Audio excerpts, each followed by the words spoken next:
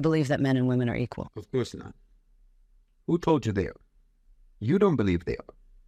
If it's something that you have to constantly ask about, constantly struggle to achieve and enforce, then it isn't a natural state, is it? If it was an obvious, accepted fact, then it goes without saying. No argument is necessary. No one ever says, do you believe that men and women both have arms and legs? No one ever says, do you believe that both men and women breathe oxygen? But you ask, are they equal? Or do I think that they're equal? Do I believe that they're equal? Well, if you believe that they're equal, and you believe that their equality was a natural, undeniable reality, then you would be insulting my intelligence to ask that question.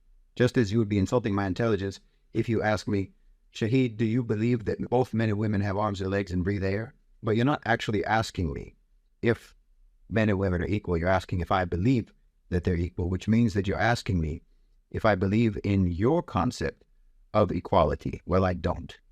It's an incoherent concept. Of course I don't believe that.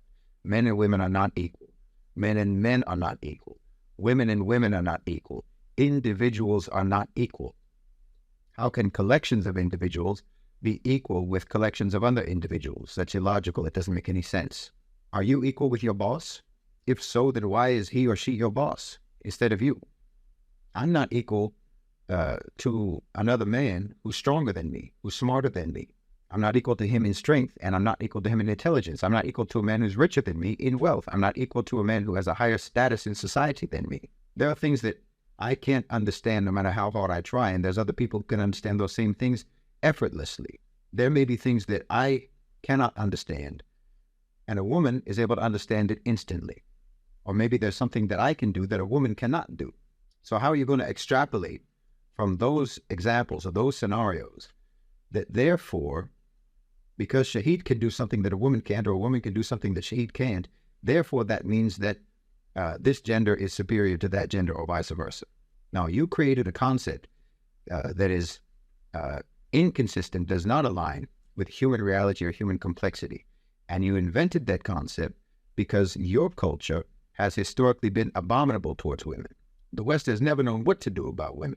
You went back and forth for centuries trying to decide if women were goddesses or witches, tools of the devil, the cause of original sin. You used to wonder whether or not women even had souls. There's never been any people on the face of the earth so confused and twisted up about women as the West.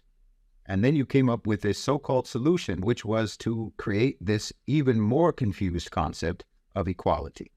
And then you'll accuse the Muslim world, and in fact, the entire non-Western world, of being misogynistic and patriarchal, which is what you are. You would accuse the rest of the world for that because the rest of the world never talked about equality the way that you do. But the reason we didn't talk about equality was because we were never as confused as you are and have always historically been about being humans. And then you try to force us to try to explain our beliefs to you according to your framework, to try to explain to you, for example, how Islam actually upholds the equality of the sexes in terms of both men and women having equal innate value, but they have different roles in society and so on. Why should we try to make our clarity align with your confusion? Why do you find it necessary to believe in the fantasy of equality when we all know that some people are better than others? We all know that some people are smarter than others. We all know that some people are more capable than others. And if that's the case, and it is the case, then subhanAllah, I hope that we're not all born equal, because that would be a severe indictment against anyone and everyone who fails in their life to become an astronaut or to become a brain surgeon or to become a brilliant writer or an artist. If we're all born equal, then how do you explain the infinite disparities between people's capacities? But then you're going to say that all women are equal with all men, when all men aren't equal with all men and all women aren't equal with all women. This is incoherent. What does it even mean? You in the West, because you largely become atheists, will make fun of Muslims, will make fun of our intelligence, because, as you say, we believe in fairy tales. You say, we believe in a God without evidence. We have no evidence to prove the existence of God, but we believe in him. Meanwhile, you invent a concept, this concept of equality, and treat it as sacred, and you believe in it religiously, with religious devotion, and you demand that everyone believes in it, and no one can dare doubt the reality and the holy truth of the concept of equality, even though all evidence that you are exposed to on a daily basis disproves that concept. So you'll make fun of us and you'll look down on us and you'll insult our intelligence for believing in something that you say we don't have any proof for.